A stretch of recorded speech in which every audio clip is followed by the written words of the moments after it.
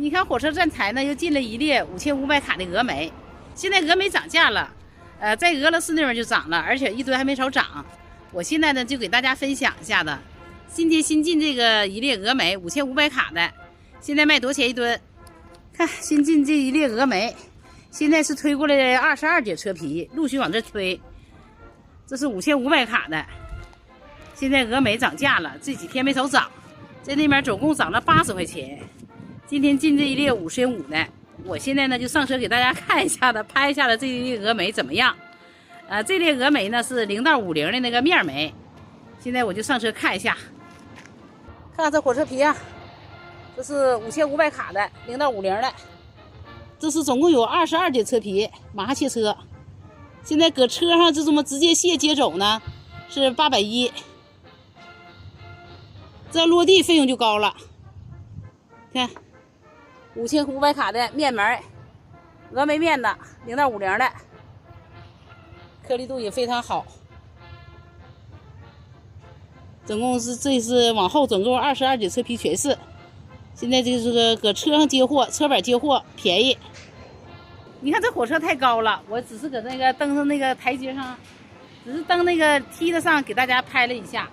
这列呢总共是22节车皮，眉是不错，是0到50的5500卡的，挥发温度在42、3这样吧，而且灰还不大。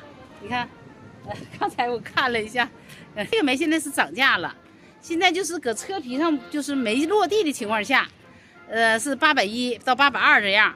你要是整个就是这22节全要，就810。现在涉及到一个什么费用呢？就是落地的时候，就是站台上收取一个11块2毛多钱吧，是这样。而且呢，现在谁接这个车皮合适，是按照是你来车抛那个数量。就是卸火车掉那个分量跟你就没关系了，你是实打实的，没有掉秤量，就是每回货场接峨眉的都掉秤，一般一列呢都在4、50吨这样吧。你像你这个就没有了，你这4、50吨峨眉呢又不少钱呐。你看，就是这种情况。现在呢就是你整个这22节车皮全要，就是810。你要是说买的那个少来少去几百吨。那就是820了，现在的这个价是不含税。你要是落地现在买这个煤呢，价格恐怕就高了。关键是峨眉是涨价了，就这1、2千涨了。在口岸那边一吨就涨了80，你看在货场上那个6800的，在这边一吨也涨了70块钱。这车上的峨眉是0到50的面眉，它适合调煤用。现在我们当地进口大部分都没干，现在缺煤，所以说都进峨眉跟本地煤调一下的。这样量不就大了吗？而且卡出还稳。今天的视频呢，我先给大家分享到这里，下期视频再见。